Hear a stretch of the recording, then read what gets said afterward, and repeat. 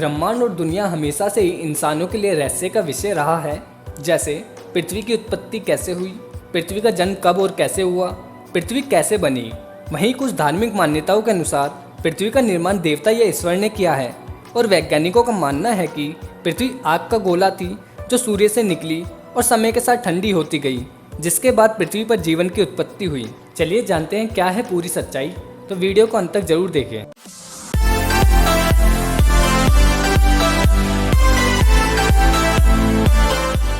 पृथ्वी पर ऑक्सीजन की उत्पत्ति कैसे हुई।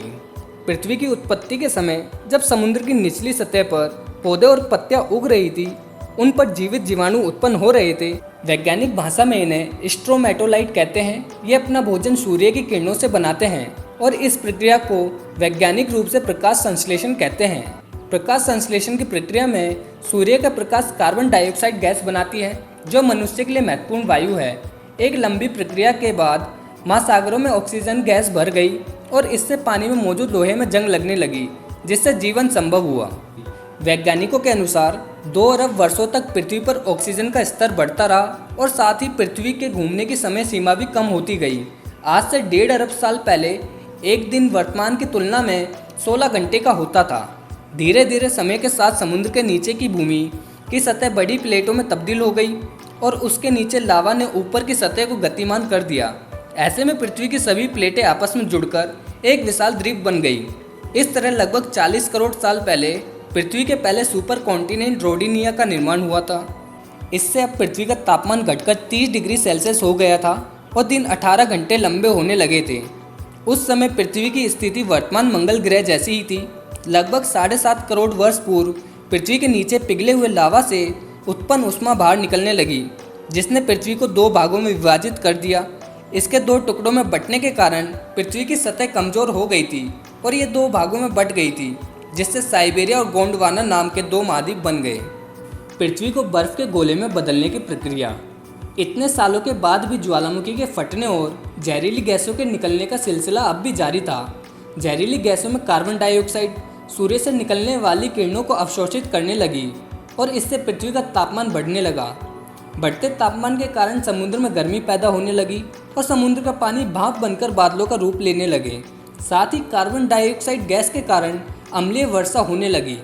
कार्बन डाइऑक्साइड के साथ वर्षा के कारण ये गैस चट्टानों और पत्थरों द्वारा अवशोषित हो गई और कुछ हजार वर्षों के बाद पृथ्वी का तापमान घटकर शून्य से -50 डिग्री कम हो गया। इससे धरती बर्फ के गोले में तब्दील हो गई। धरती पर पानी कैसे आया। ज्वालामुखी फटने की प्रक्रिया अभी भी चल रही थी, लेकिन बर्फ की अधिकता के कारण ज्वालामुखी से निकलने वाली गर्मी बर्फ को पिघला नहीं पा रही थी और इसके अलावा कोई अन्य स्रोत भी नहीं था जो जहरीली गैसें कार्बन डाइऑक्साइड को अवशोषित कर सके। सभी चट्टानें और पत्थर बर्फ के नीचे दबे हुए थे। कुछ समय बाद कार्बन डाइऑक्साइड गैस के बल ने सूर्य की गर्मी को अवशोषित करना शुरू कर दिया, जिससे बर्फ पिघलने लगी, जिसके बाद पृथ्वी पर दिन 22 घंटे के होने लगे थे। पृथ्वी पर जीवन की शुरुआत कब और कैसे हुई। बर्फ के लगातार पिघलने से सूर्य से निकलने वाली हानिकारक पराबैंगनी किरणें सीधे पृथ्वी पर पड़ रही थी, जिससे एक रासायनिक अभिक्रिया शुरू हो गई और पानी से हाइड्रोजन पेरोक्साइड बनने लगा और उसके टूटने के बाद ऑक्सीजन बनने लगी। जब ऑक्सीजन गैस धरती से 50 किलोमीटर ऊपर उठी तो वहाँ रासायनिक प्रतिक्रिया शुरू हो गई, जहाँ ओजोन नाम की एक परत बनी, जिसने सूर्य से आने वाली पराबैंगनी किरणों को सीधे धरती पर आने से रोकने का काम किया। अगले 15 करोड़ सालों तक इस गैस की परत बहुत मोटी होती गई और इधर पृथ्वी पर ऑक्सीजन गैस की मात्रा बढ़ने लगी, जिससे पेड़ पौधे अस्तित्व में आए। दोस्तों, इस वीडियो में इतना ही। आपको पृथ्वी की उत्पत्ति को लेकर सारे जवाब मिल गए होंगे, तो वीडियो को जल्दी से लाइक कर दें और चैनल को सब्सक्राइब कर लें। मिलते हैं नई वीडियो में नए टॉपिक के साथ। जय हिंद।